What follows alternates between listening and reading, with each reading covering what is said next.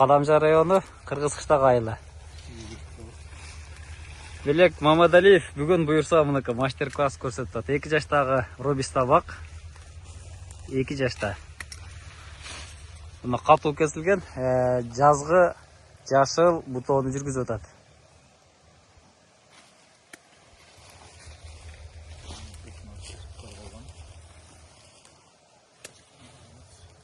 Бул эми баштаган. Мына ал медеттин аркасында бул уже форма берилген. Кежибе. Бой бирдей, керектүү бутактар. Уйруюнда бирдей мыныкы. Мына ушундай форма болот азыр булда. Бутактарыбызды калтыртабыз.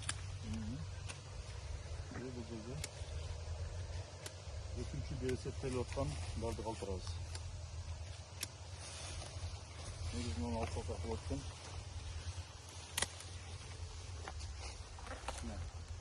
Мыналардын айрымдары өсүүчү болуп кетет да.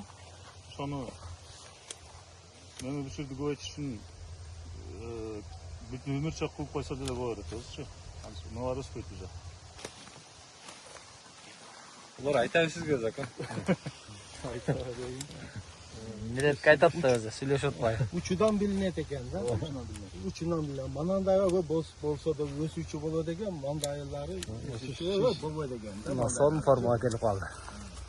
Мына баягы айтып аткан ички зонадагы нерселерди мөмө бүчүр болгон болсо калтырабыз, бирок булар убактылуу.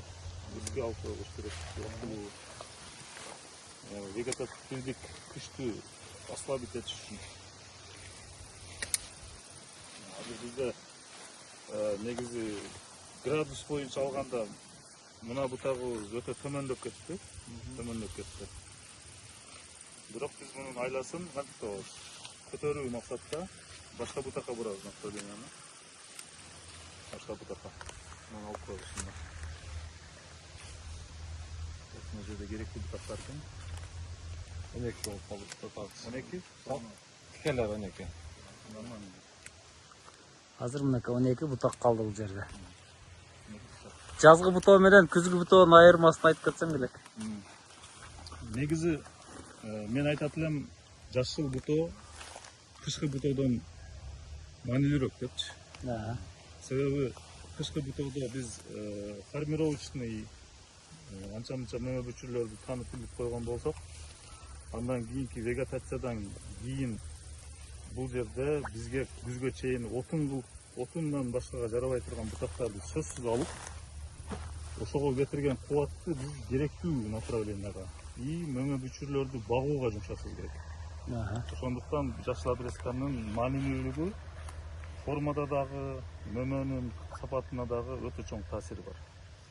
Учурунда бул нерсени айтканда жайында да бутаса болобу деп адамдар таң калган эле, бирок эми бара-бара натыйжаны көрүп, ушул нерсеге ынанып атышат да. Азыр эми кайчыбыз жакшы эмес болгон үчүн мындай нерселерди чоң кайчы менен алып коюш керек болот. Мындай жумурчоктор калганы жакшы эмес. Мына туугандар, белектин жашыл бутоосуна көп болдуңуздар. Мына ушул жараянда июнь майдын этеги июль өсүшүнө жараша, бутактын мышканына жараша жүргүзүш керек. Мунун 5 артыкчылыгы бар. Мөмөгө тез отурат, күн жакшы тиет, шамал жакшы айланат, оору бутактар болбойт, отун бутактар болбойт. Буга кеткен энергияны мына ушул мөмө бергенге жумшайт экен. Толой абынан 2-чи багында болдук бүгүн буйрса сиздерге. Бул жер рубиста баг экен. Быйыл да бул жерден өзүнө жараша мөмөсүн сатышкан. Сиздер менен Бага Кыргызстан каналы болду. Тынч аман болуңуздар туугандар.